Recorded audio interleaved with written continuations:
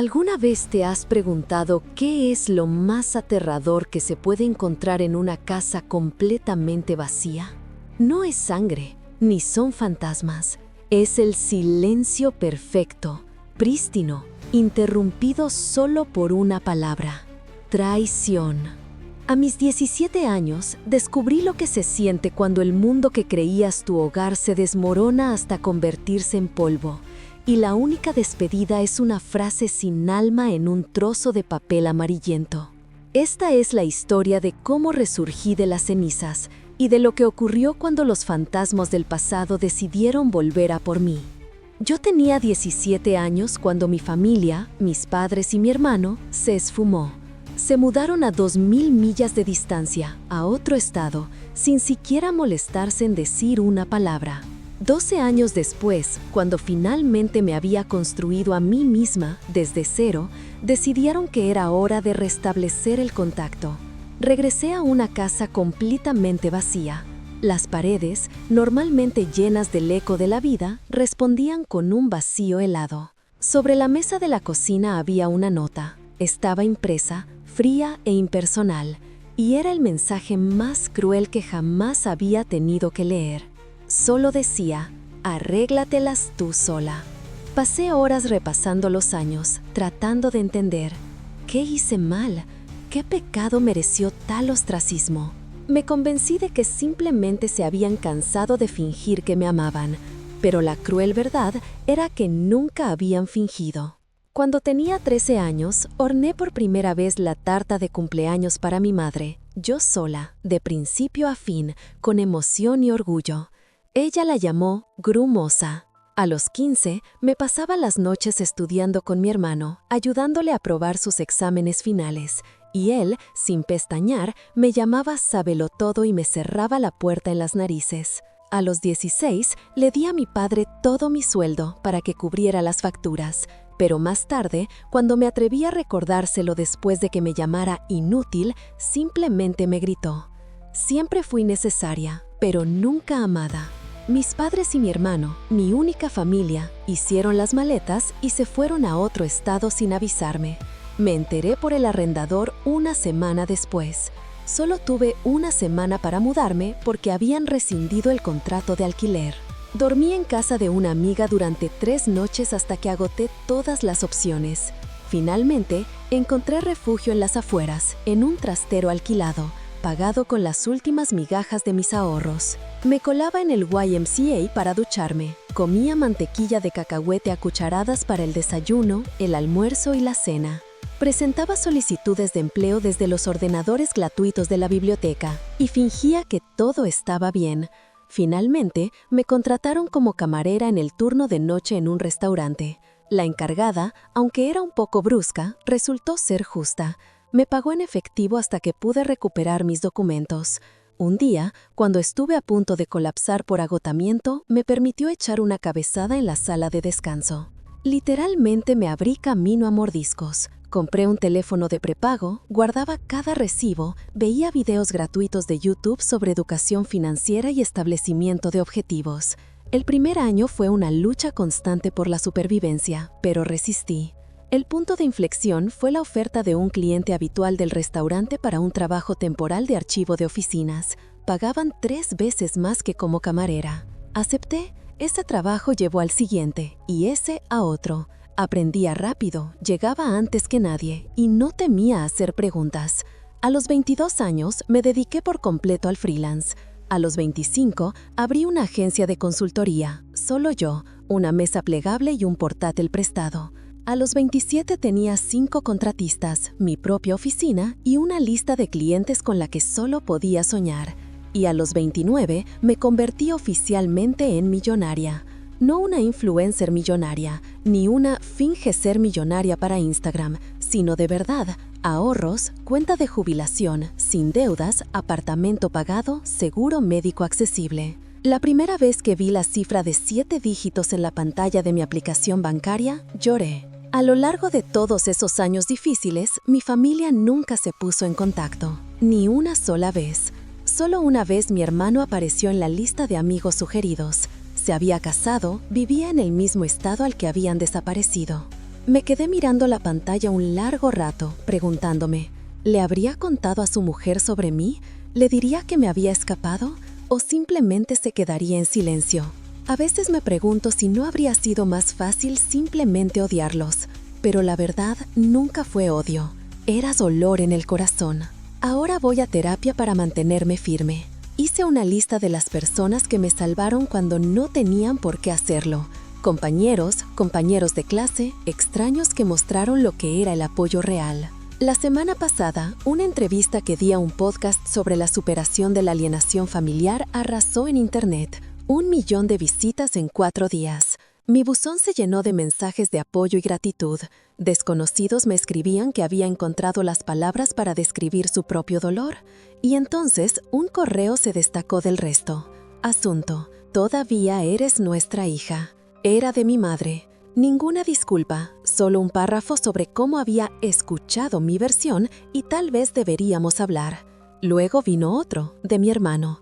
Te extrañamos. ¿Podemos arreglarlo? Me quedé mirando la pantalla un largo rato antes de cerrar el portátil. Me pregunté, ¿sanar significa mirar hacia atrás o se trata de avanzar sin descanso? No respondí de inmediato, necesitaba tiempo. Mi terapeuta, Melissa, me aconsejó que me tomara al menos una semana antes de tomar cualquier decisión. Date espacio para sentir todo lo que venga, me dijo. No hay prisa para responder. Así lo hice. Me concentré en el trabajo, fui al gimnasio, cené con amigos, las cosas normales. Pero esos correos me comían. Los abría, los leía, los cerraba y los volvía a abrir. El mensaje de mi madre sonaba frío, casi burocrático, como si se dirigiera a un conocido lejano. El de mi hermano era más corto, pero de alguna forma parecía más sincero. No podía dejar de pensar en ellos. 10 días después, decidí responder a mi hermano Michael primero. Algo simple. Escribí, han pasado 12 años. ¿Qué ha cambiado? Y pulsé enviar antes de poder arrepentirme. Su respuesta llegó en menos de 1 hora. Dijo que el podcast le había hecho darse cuenta de lo que habían hecho. Afirmó que solo tenía 15 años cuando se fueron, que no tuvo elección, que siempre había pensado en mí, lo había buscado en internet, pero no había tenido el valor de contactar. Escribió que estaba orgulloso de su éxito. No me lo creí, no del todo. Si estaba tan preocupado, ¿por qué esperar hasta que fuera públicamente exitosa? Se lo pregunté directamente. El siguiente correo fue más largo. Confesó que tenían serios problemas financieros, que el negocio de sus padres había fracasado, que su esposa estaba embarazada de su segundo hijo y las facturas se acumulaban. Se me cayó el alma a los pies. Ahí estaba la verdadera razón. De nuevo, no respondí durante 1 semana. Entonces mi madre me envió otro correo con viejas fotos familiares adjuntas. Yo de bebé, nosotros en la playa cuando tenía 5 o 6 años, Michael y yo haciendo un muñeco de nieve. Momentos felices que parecían fotogramas de una vida ajena. Al final, escribió, cometimos errores, queremos corregirlos. Le enseñé esos correos a Melissa. Me recordó que yo tenía el control, que podía establecer límites, que no les debía nada, pero también añadió que cerrar esa etapa podría ayudarme a avanzar, independientemente de si eso significaba reconciliación o un adiós definitivo. Asentí, pero un conflicto rugía en mi interior. Una parte de mí quería mandarlos al diablo, otra parte quería desesperadamente entender por qué me habían dejado, y una parte pequeña y estúpida de mí todavía quería su amor. Decidí reunirme primero con mi hermano, solo con él, sin mis padres. Quedamos en una cafetería en Chicago, a medio camino entre nuestras ciudades. Volé esa mañana, me registré en un hotel e intenté calmar mis nervios. Estuve a punto de cancelar la reunión 3 veces, pero a las 2 de la tarde entré en la cafetería y lo vi de inmediato. Parecía mayor, más corpulento, con el pelo ralo, pero sus ojos eran los mismos. Se levantó torpe e inseguro al verme. No lo abracé, simplemente nos sentamos uno frente al otro con nuestros cafés, como extraños. Los primeros 20 minutos fueron un tormento, una charla trivial sobre el clima, mi vuelo, su viaje. Luego empezó a disculparse. Emma, no siento mucho, dijo Michael, con la voz quebrada. Yo solo era un niño cuando pasó. No supe que planeaban dejarte hasta que fue demasiado tarde. Estaba demasiado asustado para enfrentarme a ellos. Simplemente escuché, buscando signos de mentira en su rostro. Parecía sincero, pero ya me habían engañado antes. Hice la pregunta que me había atormentado durante 12 años. ¿Por qué yo? ¿Por qué me dejasteis a mí? Bajó la mirada hacia su café. Siempre te consideraron fuerte, independiente, la que se las arreglaría sola. Pensaron que los necesitabas menos que yo. Se convencieron de que estarías mejor sin ellos. Fue la cosa más ridícula que jamás había escuchado. Le conté sobre el trastero, sobre las semanas a base de mantequilla de cacahuate, sobre la ducha en el YMCA y los turnos de noche a los 17 años. Su rostro se hundió. No lo sabía, susurró. Me dijeron que tenías un plan, que querías quedarte, que vivirías con la familia de una amiga, que habías elegido separarte de nosotros. Todo mentira. Al final de nuestra reunión, no sabía qué pensar. Parecía genuinamente arrepentido.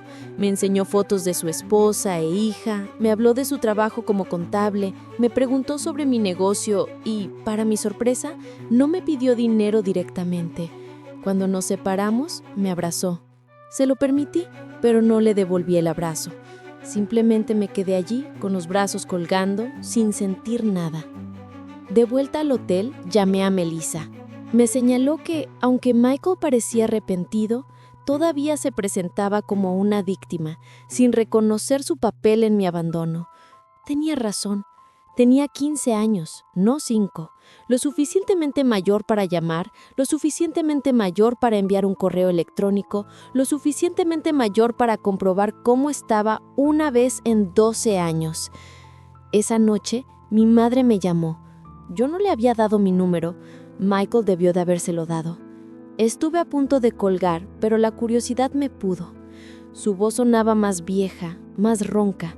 Lloró cuando dije hola y empezó a hablar de lo orgullosa que estaba de mí, de cómo siempre había sabido que triunfaría, de lo especial que era.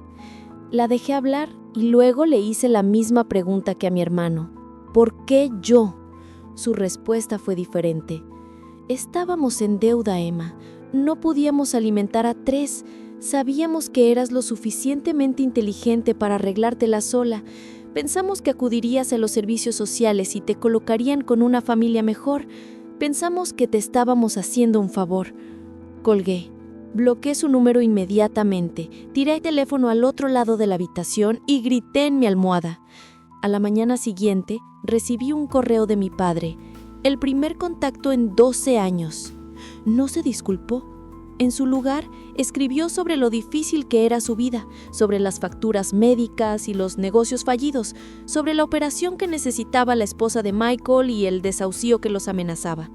Y luego, al final, preguntó si podía ayudar a la familia. Ni una sola pregunta sobre mi vida, ni un solo reconocimiento de lo que habían hecho. Reenvié el correo a Melissa con el asunto «Aquí está». Me devolvió la llamada de inmediato a pesar de ser domingo. Hablamos durante 1 hora sobre límites, sobre el perdón versus la reconciliación, sobre la diferencia entre ayudar y ser cómplice, sobre lo que realmente quería. Para el lunes por la mañana, había tomado una decisión. Le escribí a mi hermano que estaba contenta de nuestra reunión, que entendía la difícil posición en la que se había encontrado en su juventud y que estaba dispuesta a mantener una relación con él y su familia, pero bajo condiciones claras, sin dinero, sin préstamos, sin apoyo financiero, y ninguna relación con mis padres hasta que asumieran toda la responsabilidad por sus acciones. Su respuesta fue instantánea y muy reveladora. «Estoy muy decepcionado, Emma», escribió. «Nuestros padres necesitan ayuda, la familia tiene que apoyarse mutuamente. Estás siendo egoísta con tu éxito». Todos los botones de culpa que me habían instalado en la infancia se pulsaron a la vez. No respondí. En su lugar, reservé una cita de emergencia con Melissa y me fui de vacaciones a Bali. Necesitaba espacio. 3 días después, Michael llamó y dejó un mensaje de voz, disculpándose por su correo. Dijo que entendía mi postura, que seguía queriendo una relación bajo mis términos y que respetaría mis límites. Lo escuché 2 veces, tratando de decidir si era sincero o si simplemente estaba cambiando de tácticas. Decidí darle otra oportunidad, pero mantuve la guardia alta. De todas formas, volé a Bali. Pasé 2 semanas en la playa, caminando por campos de arroz y meditando. Necesitaba esa distancia. Cuando regresé, me esperaban 6 nuevos correos de mi padre, cada uno más desesperado que el anterior. No leí más allá de los asuntos. También había un mensaje de Michael preguntando si podíamos hablar. Acepté una llamada telefónica, nada más. La conversación comenzó bien. Se disculpó de nuevo por la presión. He pensado mucho en lo que dijiste, dijo. También estoy yendo a terapia. Eso sí me lo creí. Sonaba diferente, menos a la defensiva. Hablamos de sus hijos, de mi negocio, de cosas normales. Luego mencionó que nuestros padres iban a visitarlo la semana siguiente. Me preguntó si estaría dispuesta a reunirme con ellos durante 1 hora en un lugar público. Mi pecho se encogió.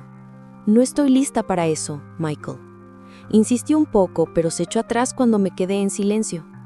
Después de colgar, llamé a Melissa. Me ayudó a darme cuenta de que temía verlos no porque los odiara, sino porque todavía anhelaba su aprobación. Todavía quería que me amaran. Todavía quería ser suficiente. Era patético, pero era verdad. Lloré por 1 hora en su consulta. Al día siguiente, Michael me escribió de nuevo. Dijo que mi madre había llorado toda la noche después de que le dijera mi rechazo. Dijo que mi padre había hablado de venir a mi ciudad de todos modos. Entré en pánico. Bloqueé el número de Michael de inmediato. Llamé a mi asistente. Le dije que trabajaría desde casa toda la semana. Pedí que me trajeran la compra. En resumen, me escondí en mi apartamento como una niña asustada. El miércoles, el conserje me llamó. Dijo que una pareja estaba preguntando por mí, sin dar nombres. Supe de inmediato quién era. Le dije que no aceptaba a nadie. 5 minutos después, el teléfono sonó con un número desconocido. Dejé que fuera al buzón de voz. Era mi padre. Emma, venimos desde 8 horas a verte. Te estás comportando como una niña. Merecemos una oportunidad para explicarnos. Borré el mensaje y apagué el teléfono. El jueves por la mañana me despertó alguien llamando a mi puerta. Me quedé helada en la cama. El corazón me latía con fuerza. Miré por la mirilla. Eran ellos. Mis padres estaban en mi pasillo como si tuvieran derecho a estar allí. Emma, por favor. Llegó la voz de mi madre a través de la puerta. Solo queremos hablar. Sabemos que estás aquí, añadió mi padre. Te amamos, lo sentimos. No abrí. Me senté en el suelo, de espaldas a la pared, temblando. Finalmente se fueron. Llamé de inmediato a seguridad del edificio y les dije que no volvieran a dejarlos entrar. El guardia preguntó si necesitaba a la policía. Respondí, no, simplemente no los deje entrar. Luego llamé a Melissa. Vino durante su hora de almuerzo, me trajo un sándwich y se sentó conmigo mientras lloraba. Dijo que tenía todo el derecho a establecer límites, que no estaba obligada a reunirme con ellos y que lo que estaban haciendo era acoso, no reconciliación. Después de que se fue, recibí un correo furioso de Michael. Estaba furioso. Dijo que había humillado a sus padres. Dijo que se habían alojado en un motel barato que no podían pagar porque estaban tan desesperados por verme. Mencionó la inminente operación de su esposa y preguntó si podía ayudar. Declaró que yo era cruel. No respondí. El viernes por la mañana decidí irme de la ciudad por un tiempo. Reservé un vuelo para visitar a mi amiga Rachel en Portland. Ella era una de las personas que me había acogido cuando me quedé sin hogar. Estaba haciendo las maletas cuando sonó el teléfono. De nuevo un número desconocido. Lo ignoré. 10 minutos después, el conserje me llamó. Dijo que había una mujer abajo que parecía estar indispuesta. Dijo que estaba preguntando por mí. Afirmó que era mi madre. Sentí náuseas. Le dije que llamara a una ambulancia si necesitaba ayuda, pero que yo no bajaría. Aceptó, aunque sonó incómodo. Terminé de empacar y bajé 1 hora después. Miré cautelosamente el vestíbulo. No estaban. Sentí alivio, pero también una punzada extraña de culpa. El conserje me miró de forma extraña al pasar. Dijo que había venido una ambulancia, que la mujer había tenido dolores en el pecho y que la habían llevado al hospital Memorial. Asentí y me apresuré hacia el Uber que me esperaba. En el aeropuerto, Michael me llamó de nuevo. Casi no contesté, pero algo me obligó a descolgar. «Mamá tuvo un ataque al corazón», dijo, llorando. «La están operando, es tu culpa, la llevaste a este estrés». Colgué y llamé a Melissa. Respondió de inmediato. Le conté lo que había pasado y le pregunté si yo era una persona horrible. «Emma, escúchame», dijo con firmeza. «Tú no eres responsable de la salud de tu madre. Esto parece otra táctica de manipulación. Sube a ese plano y cuídate a ti misma». Así lo hice. Pasé el fin de semana con Rachel. Se lo conté todo. Ella recordaba cómo me había abandonado mi familia. Recordaba lo destrozada que estaba. Estaba furiosa. «No merecen ni un minuto de tu tiempo», dijo sirviéndome otra copa de vino. «No después de lo que te hicieron». Fue reconfortante tener a alguien tan firmemente de mi lado. El domingo por la noche recibí un correo de mi padre. Mamá se había estabilizado, le habían puesto un stent. Le darían el alta el martes. El correo terminaba con: «Ella te lo está pidiendo. ¿No crees que ya nos has castigado suficiente?». Le enseñé el correo a Rachel. Puso los ojos en blanco con tanta fuerza que pensé que se le quedarían atascados. Dijo que era un clásico truco de culpabilidad.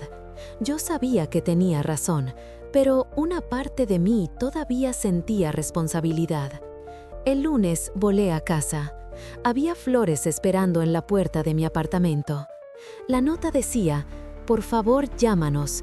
Nos alojaremos en el Holiday Inn hasta el miércoles». Ni disculpas, ni reconocimiento de límites, solo otra exigencia. Tiré las flores al conducto de basura. El martes por la mañana llegó un SMS de un número desconocido. Una foto de mi madre en la cama del hospital, pálida y pequeña. El mensaje decía que tal vez no le quedaba mucho tiempo. ¿De verdad quieres vivir con ese remordimiento? Bloqueé el número y llamé a Melissa. Me sugirió que me tomara un descanso de las redes sociales, que cambiara mi número, tal vez que me quedara en casa de un amigo. Acepté. Le dije a mi asistente que trabajaría de forma remota durante 2 semanas e hice otra maleta. Antes de que pudiera irme, el conserje me llamó de nuevo.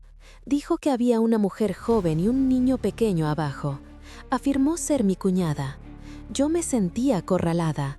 Esta gente no se detendría. Le dije al conserje que la dejara subir. Decidí enfrentarme al problema de frente. La mujer que llamó a mi puerta parecía agotada. Tenía ojeras oscuras y llevaba un niño dormido al hombro. «Soy Jenny», dijo en voz baja, «la esposa de Michael. Vine sola porque quería hablar contigo sin dramas familiares». La dejé entrar a regañadientes. Le ofrecí agua. Jenny la tomó con gratitud. Puso a su hija dormida en mi sofá, cubriéndola con una manta. Luego se sentó a la mesa de la cocina y empezó a hablar. «Descubrí lo de ti hace solo 3 años», confesó. «Michael me dijo que te habías escapado a los 17 años, que cortaste el contacto con la familia. Siempre me pareció extraño, pero no pregunté. Tu podcast fue un shock. Exigí una explicación y él finalmente me confesó la verdad. Simplemente escuché, insegura de qué creer. Vine porque mereces saber toda la verdad», dijo, mirándome directamente a los ojos. «Tus padres le decían a todo el mundo que habías abandonado a la familia, que estabas mentalmente enferma, que les habías robado dinero antes de desaparecer y que te habían estado buscando. Todo es mentira para encubrir lo que hicieron. Sentí como si me hubieran golpeado. ¿Cómo sabes que es verdad?». Sacó su teléfono y me mostró publicaciones de Facebook de años. Mi madre pidiendo oraciones por su hija descarriada.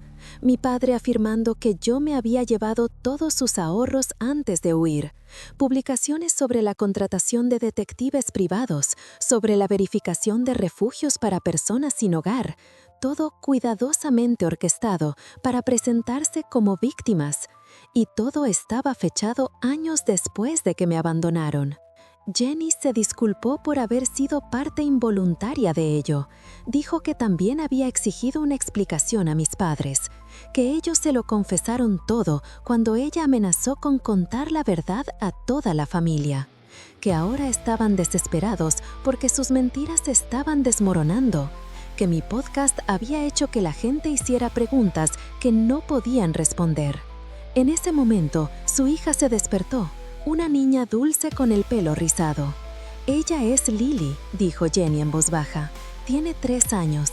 Vamos a tener otra hija pronto. Quiero que mis hijos conozcan a su tía, pero solo si tú quieres. Sin presión, sin culpa. Solo una puerta abierta si alguna vez decides cruzarla». Después de que se fueron, me quedé sentada en mi apartamento durante horas.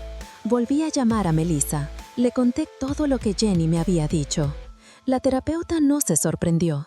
Los abusadores a menudo controlan la narrativa, me explicó.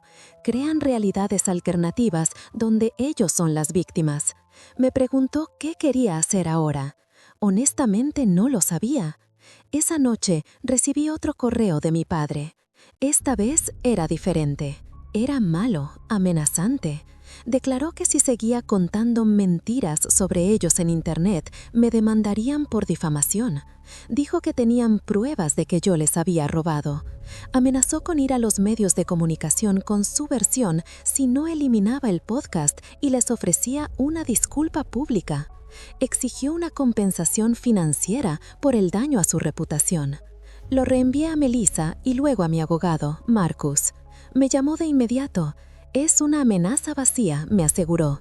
«La verdad es una defensa absoluta contra la difamación.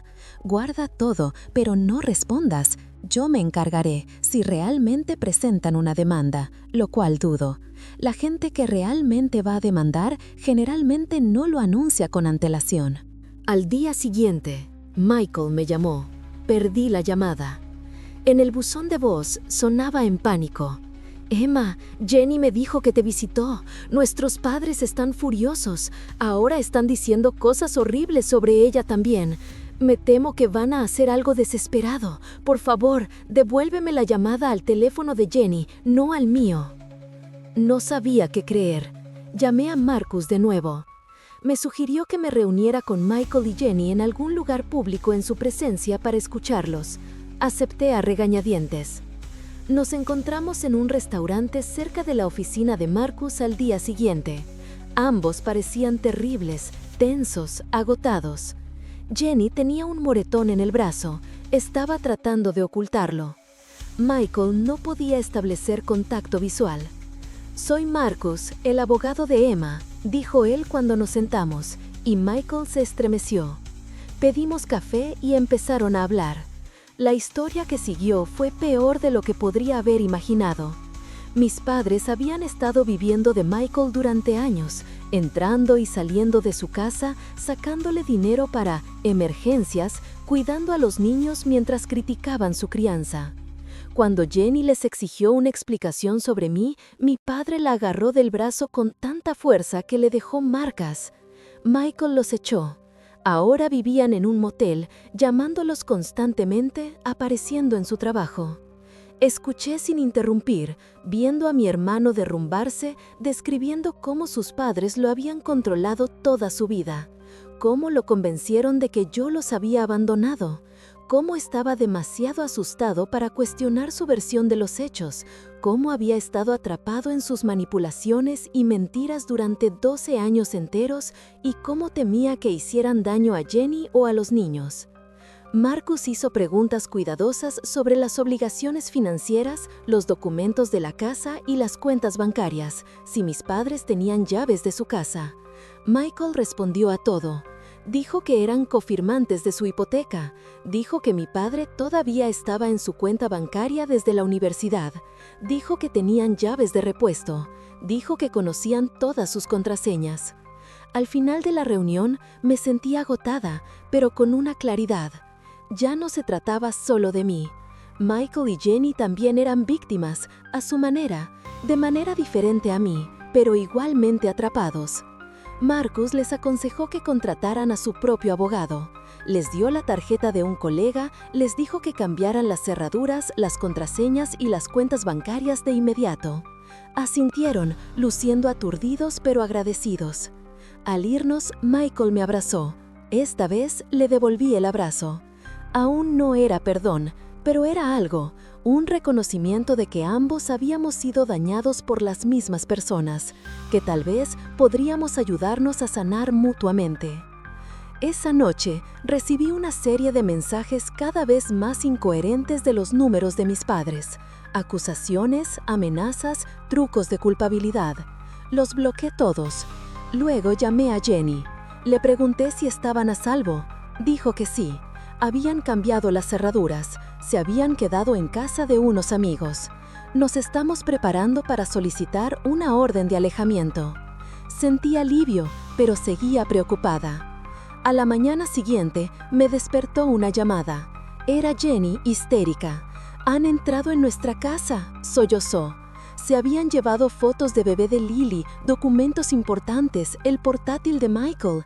Dejaron una nota que decía: «Los asuntos familiares deben permanecer en la familia». Le dije que llamara a la policía de inmediato. Le dije que iría para allá. Llamé a Marcus de camino. Cuando llegué, había un coche de policía fuera de su casa. Un oficial estaba tomando declaración en la sala. La casa era un desastre, cajones abiertos, papeles esparcidos. Michael estaba sentado en el sofá con la cabeza entre las manos. Jenny señalaba al oficial las cosas que faltaban. Me presenté como un miembro de la familia que venía a ayudar. El oficial encontró increíble que los abuelos hubieran entrado. ¿Están seguros de que no usaron simplemente una llave? ¿Podría ser un malentendido? Jenny le mostró el moretón en su brazo, le contó sobre la escalada de violencia, las amenazas, el acoso. Tomó notas, pero no parecía convencido. Dijo que sería difícil probar quién lo hizo sin pruebas. Después de que la policía se fue, limpiamos juntos. Encontramos más cosas perdidas, álbumes de fotos, documentos financieros, una llave de repuesto de su coche. Michael parecía completamente derrotado. «Es mi culpa», dijo. «Debería haber protegido mejor a mi familia. Debería haberme enfrentado a ellos hace años. Debería haberte buscado más». No discutí con él, pero tampoco lo machaqué. Ya habíamos superado eso. Marcus llegó cuando estábamos terminando de limpiar. Miró a su alrededor con gravedad. Dijo que esto cambiaba las cosas, que todo debía ser documentado, que el allanamiento era un delito grave. Insistió en que nos fuéramos todos a algún sitio durante unos días. Prometió ayudarnos a presentar los documentos para una orden de alejamiento de emergencia por la mañana. Aceptamos, demasiado agotados para discutir. Jenny hizo las maletas mientras Michael y yo aseguramos la casa tanto como podíamos. Cambiamos las cerraduras de nuevo, revisamos las ventanas, discutimos la instalación de cámaras de seguridad. Era surreal tomar tales precauciones contra mis propios padres, pero era necesario. Habían cruzado una línea de la que no había vuelto atrás. Cuando nos íbamos, Michael recibió un SMS de nuestro padre. Solo 3 palabras: «Os estamos vigilando». Me mostró el texto, sus manos temblaban. Hice una captura de pantalla y se la envié a Marcos. Luego tomé una decisión. Les dije que se mudarían a mi casa. Mi edificio tenía seguridad, cámaras, un conserje que ya sabía que no debía dejar entrar a mis padres. Aceptaron con gratitud. Esa noche, los 4 comimos comida para llevar en mi salón. Lily jugaba con los juguetes que Jenny había traído. Discutimos tranquilamente los siguientes pasos: las órdenes de alejamiento, los informes policiales, el cambio de números de teléfono y direcciones de correo electrónico, la posibilidad de mudarse a una casa nueva, la protección a largo plazo. no era el reencuentro familiar que me imaginaba. Estar sentada aquí con el hermano que había permitido que me abandonaran, su esposa que había creído las mentiras sobre mí y su hija, inocente en todo esto, pero por alguna razón se sentía correcto, como si por fin estuviéramos enfrentando la verdad juntos, como si, tal vez, pudiéramos construir algo nuevo a partir de las cenizas de lo que mis padres habían destruido. A la mañana siguiente, Marcus llamó. Dijo que había solicitado órdenes de alejamiento de emergencia para todos nosotros. La semana que viene tendríamos que ir a la corte para hacerlas permanentes. También dijo que había entregado el caso de allanamiento a un detective conocido que se lo tomó más en serio que los oficiales de patrulla. Acepté. Monté un espacio de trabajo en la habitación de invitados para Michael. Jenny y Lily ocuparon el salón, construyendo fuertes con cojines y viendo dibujos. Era extraño tener gente en mi espacio. Había vivido sola durante años, amaba mi silencio, mis encimeras limpias, mi fregadero vacío. Pero también había algo reconfortante en el ruido. La risa de Lily, el carareo suave, el tecleo de Michael desde la otra habitación. Se sentía como familia, no la familia que me abandonó, sino quizás la familia que podríamos llegar a ser. Ese mismo día, el conserje me llamó. Dijo que había llegado una entrega, flores. Le pedí que revisara la nota antes de enviarlas. Leyó: «Sabemos dónde estáis todos. Esto no ha terminado». Le dije que rechazara la entrega. Llamé a Marcus de nuevo. Dijo que añadiría eso a nuestro caso, pero no le dije a Michael ni a Jenny lo de las flores. Estaban lo suficientemente tensos. En su lugar, pedí más comida, preparé la cena para todos, jugué con Lily, tratando de crear algún parecido de normalidad en esta situación. Pero esa noche, cuando todos dormían, me senté sola en la cocina y por fin me permití sentirlo todo. El miedo, la rabia, el dolor, la extraña esperanza. Lloré sin hacer ruido en una toalla de cocina para que nadie me oyera.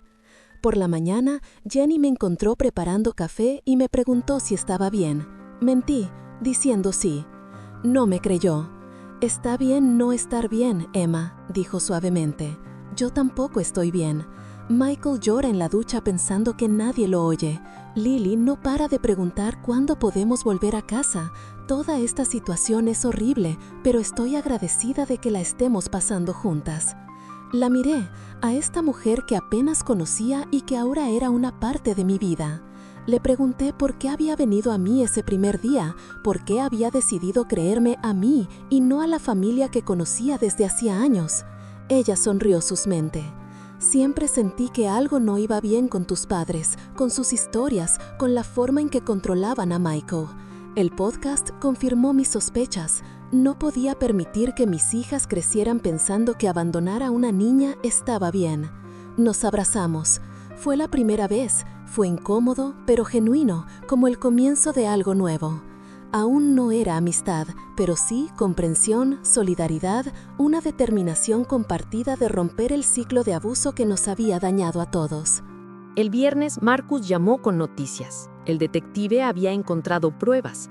Las cámaras de vigilancia de una gasolinera cerca de la casa de Michael habían captado el coche de nuestros padres en el momento del allanamiento. La audiencia para la orden de alejamiento estaba fijada para el lunes. Estaba seguro de que nos la concederían. Todos sentimos alivio, pero también aprensión. Estábamos esperando la siguiente escalada. Llegó esa noche. Un ladrillo contra la ventana del coche de Michael en el aparcamiento. Esta vez no había nota, no hacía falta. El mensaje era claro.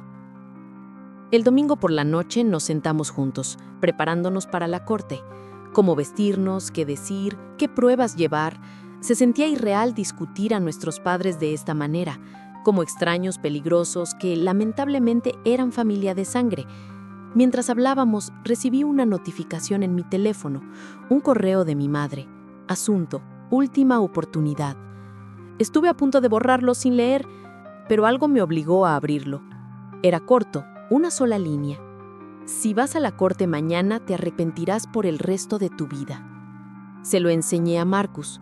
Hizo una captura de pantalla, la añadió a nuestro expediente y me dijo que no respondiera. Dijo que esa amenaza solo ayudaría a nuestro caso. Esa noche ninguno de nosotros durmió bien. Revisaba constantemente las cerraduras, escuchando ruidos, preguntándome qué más podrían hacer mis padres. Una extraña calma se instaló el lunes por la mañana. Nos vestimos prolijamente, con ropa de negocios. Gianni dejó a Jenny con una amiga. Fuimos a la corte en coches separados, por si acaso. Nos encontramos con Marcus en las escaleras. Se veía confiado, con su maletín en mano. Dijo que había manejado docenas de casos como este, que la evidencia era fuerte y que los jueces se tomaban las amenazas en serio. Al entrar los noté. Mis padres estaban cerca de la entrada, luciendo más viejos y de alguna manera más pequeños de lo que los recordaba. Mi madre me vio primero. Hizo un movimiento hacia mí.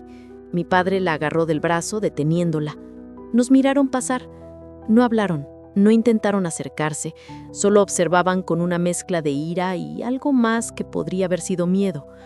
Pasamos junto a ellos hacia el edificio, nos registramos, seguimos a Marcus a la sala correcta, nos sentamos en el banco esperando nuestro caso. Sentí cuando entraron y se sentaron detrás, en el lado opuesto. El juez llamó a nuestro caso. Nos pusimos de pie, caminamos hacia adelante, tomamos nuestros lugares. Marcus presentó tranquilamente nuestra evidencia, el allanamiento, los mensajes amenazantes, las flores, el ladrillo, el correo electrónico, la historia de abandono y manipulación. El juez escuchó atentamente, hizo preguntas aclaratorias, mirando a mis padres con creciente preocupación. Cuando llegó su turno, mis padres se acercaron al estrado, sin abogado, solo ellos. Mi padre habló primero, alegando que estábamos exagerando, que solo estaban tratando de reconectar con la familia, que no habían violado ninguna ley, que nos amaban y querían arreglar las cosas, que todo era un malentendido. El juez preguntó sobre las imágenes de cámara, sobre los mensajes amenazantes. Mi padre lo negó todo. Dijo que las imágenes no eran de ellos, que sus SMS habían sido malinterpretados, que ellos eran las víctimas aquí, no nosotros. Mi madre asintió, secándose los ojos ocasionalmente con un pañuelo. Luego el juez les preguntó directamente sobre haberme abandonado a los 17 años.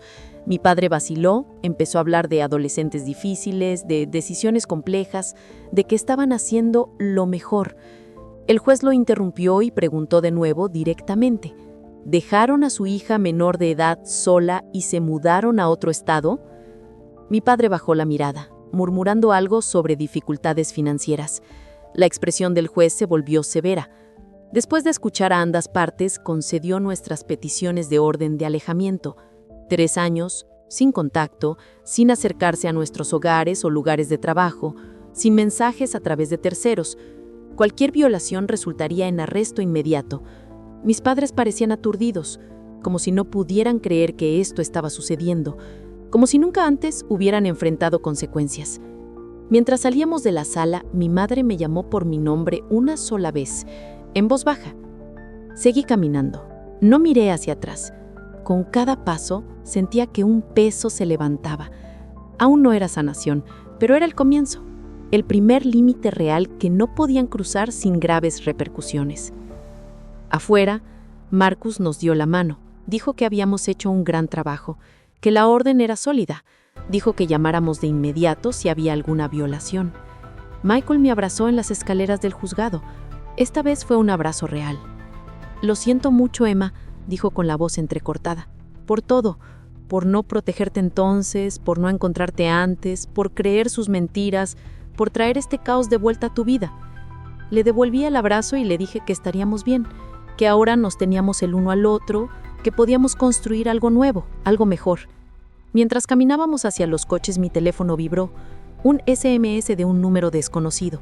Casi no lo revisé, pero cuando lo hice sentí un escalofrío. Era una foto de Jenny en casa de su amiga, jugando en el patio de atrás, sin saber que estaba siendo observada. Debajo solo 3 palabras. «Esto no ha terminado». Se la mostré a texto a Michael de inmediato. Su cara se puso pálida. Llamó a Jenny, que ya estaba de camino a recoger a Lily. Les dije que se reunieran en mi apartamento. Luego llamé a Marcus desde el coche. Me temblaban tanto las manos que apenas podía sostener el teléfono. Me dijo que le reenviara el texto y que fuera directo a casa. Prometió llamar a la policía y venir él mismo. Dijo que esto era una clara violación de la orden. Dijo que mantuviéramos la calma, pero que estuviéramos alerta. El regreso a Caminaron parecía una eternidad. Revisaba constantemente los espejos, paranoica de que mis padres me estuvieran siguiendo. Cuando finalmente entré en el garaje de mi edificio, me quedé sentada en el coche un minuto, solo respirando, tratando de recomponerme antes de enfrentar a Michael y Jenny. Me necesitaban fuerte. Los encontré en mi apartamento. Jenny sostenía a Lily con fuerza, como si pudiera desaparecer. La pobre niña parecía asustada y confundida. Michael caminaba de un lado a otro, pasándose las manos por el pelo una y otra vez. Les mostré el texto. Jenny lloró. Dijo que habían estado vigilando a su hija. Michael las abrazó a ambas, luciendo más determinado que nunca. Marcus llegó 20 minutos después con 2 agentes de policía. Tomaron nuestras declaraciones, miraron el texto, hicieron algunas llamadas. Dijeron que enviarían un coche patrulla a la casa del amigo para comprobar la situación. Dijeron que intentarían rastrear el número. Dijeron que intensificarían las patrullas alrededor de mi casa. Todas las palabras correctas, pero yo sentía que no entendían del todo lo peligrosos, impredecibles y desesperados que podían ser mis padres. Después de que la policía se fue, nos sentamos en el salón, debatiendo los siguientes pasos. Jenny sugirió ir a un hotel con nombres diferentes. Michael pensó en ir a casa de un cusino en otro estado. Me quedé sentada enfadándome con cada minuto que pasaba. Era una tontería. Habíamos hecho todo bien. Habíamos utilizado todos los canales legales. Habíamos conseguido una orden de alejamiento y aún nos estaban aterrorizando. Aún estaban controlando nuestras vidas a través del miedo. Me puse de pie de golpe. He terminado de huir. He terminado de esconderme. He terminado de dejar que me dicten cómo vivir. Ya me robaron mi infancia, no les daré también mi vida adulta. Michael me miró como si estuviera loca. ¿Qué vas a hacer? Honestamente todavía no lo sabía, pero sabía que no podíamos seguir viviendo así. Esa noche nos turnamos para vigilar mientras los demás dormían. Tomé el primer turno, sentada junto a la ventana del salón, con las luces apagadas, vigilando la calle. Alrededor de las 2 de la mañana noté un coche familiar, el viejo Burrek de mi padre. Dio 3 vueltas a la manzana antes de estacionarse al otro lado de la calle. Le hice una foto con mi teléfono y luego desperté a Michael. Observamos juntos cómo nuestro padre se sentaba en el coche, solo, mirando mi edificio, sin acercarse, sin violar técnicamente la orden, pero haciéndonos saber que estaba ahí, vigilando, esperando. Por la mañana le envié las fotos a Marcus. Me dijo que era inquietante, pero que no era una violación, ya que mi padre permanecía en el coche, lejos del edificio. Me dijo que siguiera documentando todo. Jenny y Michael decidieron llevar a Lily a un hotel por unos días, uno con pasillos interiores y buena seguridad. Les ayudé a hacer las maletas. Los abracé para despedirme, prometiendo vigilarlos a cada pocas horas. Después de que se fueron, me senté en mi apartamento vacío, sintiendo una extraña calma, como si hubiera llegado a algún punto de decisión. Llamé a Melissa, le conté todo y le pregunté qué creía que debía hacer. Se quedó en silencio un minuto. Luego me hizo una pregunta que me golpeó en el corazón. ¿Qué quieres realmente de tus padres? No lo que no quería, no lo que temía, sino lo que quería activamente. Me di cuenta de que nunca lo había pensado de esa manera. Después de colgar, hice una lista. Lo que quería: 1. Vivir sin miedo. 2. Tener una relación con mi hermano y su familia. 3. Dejar de sentirme responsable por las acciones de mis padres. 4. Ser libre del pasado. La reconciliación con mis padres no estaba en esa lista. El perdón no estaba en ninguna parte. La comprensión de por qué hicieron lo que hicieron tampoco. Solo quería ser libre de ellos. Ese día hice algo insensato. Envié un correo electrónico a mis padres. Un mensaje corto. Sé que estáis vigilando mi edificio. Sé que no vais a parar, así que hablemos por última vez. Mañana, mediodía, cafetería en la calle 8. Solo yo, sin policía, sin abogados. Después de esto, nos dejaréis a todos en paz para siempre. Pulsé enviar antes de poder arrepentirme. No se lo dije a Michael ni a Jenny. No se lo dije a Marcus ni a Melissa. Era algo que tenía que hacer sola, por mí misma. No era tan ingenua como para pensar que mis padres de repente se volverían personas razonables, pero necesitaba enfrentarlos en mis términos, necesitaba decir lo que tenía que decir, necesitaba poner fin a este ciclo de una vez por todas. Mi padre respondió en cuestión de minutos: estaremos allí. Sin amenazas, sin culpa, solo la confirmación. Pasé el resto del día preparándome, no físicamente, sino mentalmente, pensando en lo que quería decir, lo que necesitaban escuchar, qué límites tenía que establecer. Dormí sorprendentemente bien esa noche, como si la decisión hubiera levantado una carga. A la mañana siguiente me vestí con esmero, no para impresionarlos, sino para sentirme fuerte, segura. Tomé un Uber hasta la cafetería, llegando 15 minutos antes. Elegí una mesa en la esquina más alejada desde donde podía ver la puerta. Pedí un café que realmente no quería, simplemente me senté a esperar, sorprendentemente tranquila. Llegaron justo a mediodía. Parecían más viejos que en la corte, más cansados. Mamá me vio primero, empujó a papá. Se acercaron lentamente, como si se acercaran a un animal salvaje que podría huir. Se sentaron frente a mí sin decir una palabra. Nos miramos fijamente durante mucho tiempo. Estos extraños que eran mis padres, estas personas que me moldearon de maneras que nunca entenderían. Fui la primera en hablar. No convoqué esta reunión para reconciliarme, daros dinero o escuchar excusas. La convoqué para que entiendan una cosa. Se acabó. Habéis perdido.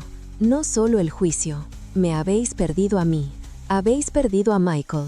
Habéis perdido a vuestras nietas. Habéis perdido cualquier posibilidad de ser parte de nuestra vida. Y si no podéis aceptarlo, si seguís acosándonos, amenazándonos, intentando volver, os destruiré. Mi padre intentó interrumpir. Levanté la mano. No he terminado. Luego saqué mi teléfono.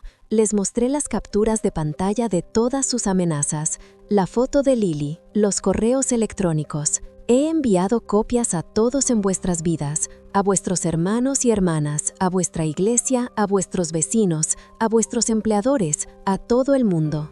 Todavía no, pero lo haré si volvéis a contactar con alguno de nosotros, si os acercáis a nuestras casas, si siquiera mencionéis nuestros nombres a alguien que conocíamos. Mi madre empezó a llorar. Solo queremos recuperar a nuestra familia. Cometimos errores, pero merecemos otra oportunidad.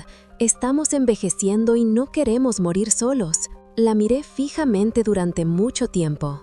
Deberíais haber pensado en eso antes de abandonar a vuestra hija de 17 años, antes de mentir a todo el mundo sobre lo que hicisteis, antes de allanar la casa de Michael, antes de amenazar a vuestra propia nieta. Mi padre se puso furioso.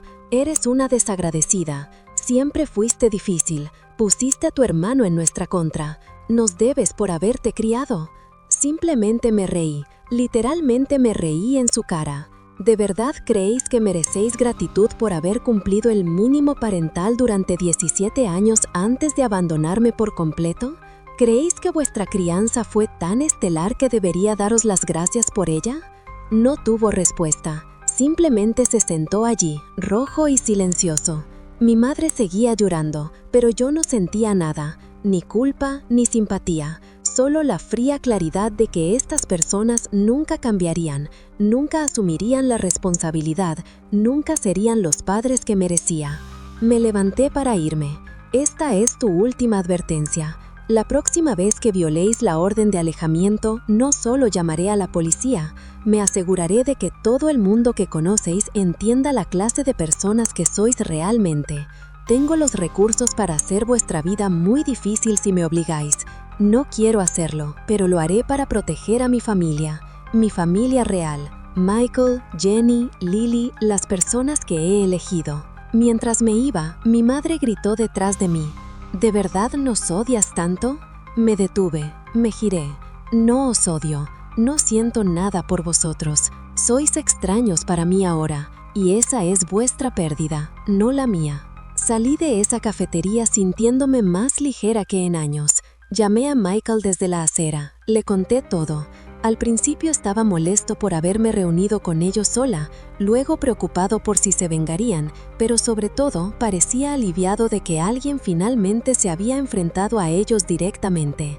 Dijo que lamentaba no haber tenido el valor de hacerlo hace años.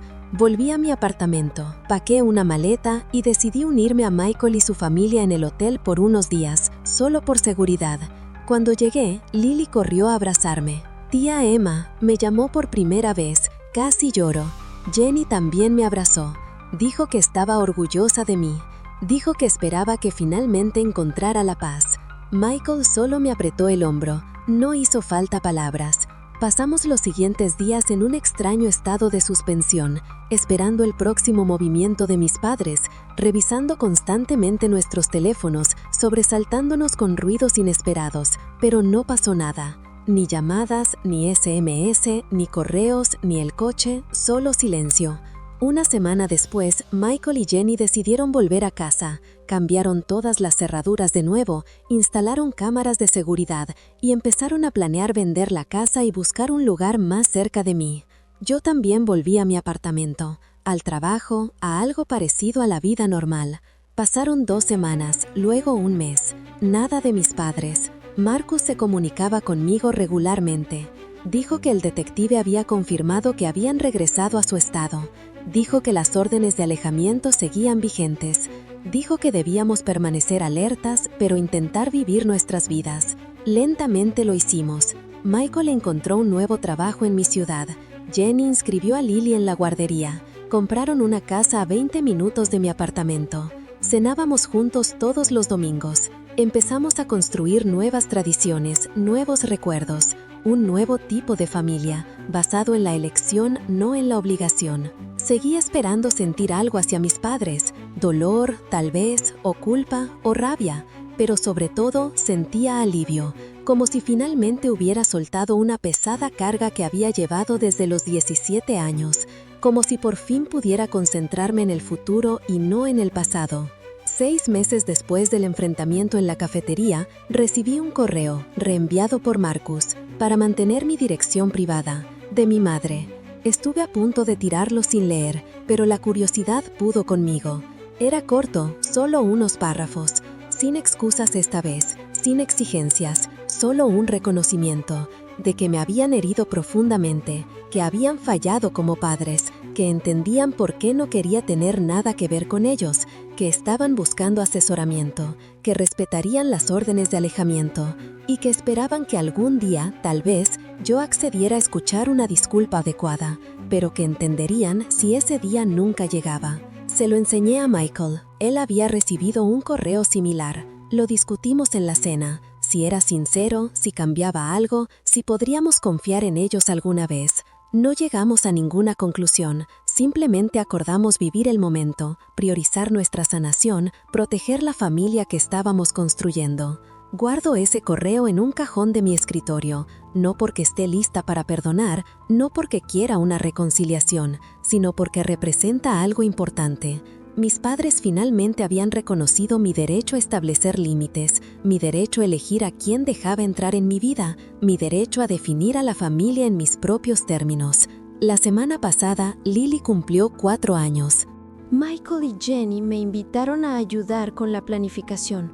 Tuvimos la fiesta en mi apartamento. Globos por todas partes. Un pastel que encargué en una pastelería de moda. Regalos amontonados en la mesa de centro, Lily corriendo con su vestido de princesa, riendo, Jenny tomando fotos, Michael haciendo una barbacoa en mi balcón, amigos entrando y saliendo durante todo el día, tanto ruido, tanta alegría. En un momento me retiré a la cocina para estar sola, simplemente observando a través del marco de la puerta a Michael dando vueltas a Lily, a Jenny riéndose de algo que había dicho a un amigo. Cómo mi apartamento, que alguna vez fue tan vacío y silencioso, se había llenado de vida y amor. Pensé en esa nota en mi mesa de la cocina 12 años atrás. Arréglatelas tú sola. Y me las arreglé. No como ellos querían, pero llegué a entender cómo debería ser la familia. cómo debería verse el amor, lo que merecía todo este tiempo. No digo que todo sea perfecto ahora. Todavía tengo problemas de confianza. Todavía voy a terapia todas las semanas. Todavía tengo pesadillas sobre el abandono. Todavía me sobresalto cuando el timbre suena inesperadamente. Pero estoy sanando. Todos estamos sanando, construyendo algo nuevo a partir de los fragmentos rotos de nuestro pasado. Algo más fuerte, elegido, real. A veces me preguntan si alguna vez me reconciliaré con mis padres, si les permitiré conocer a Lily, si los perdonaré por lo que hicieron. Todavía no tengo respuestas para esas preguntas. Tal vez algún día, y tal vez nunca. Pero esto es lo que sé. Ya no me define lo que me hicieron, me define lo que construí después. La persona que elegí ser y la familia que elegí crear.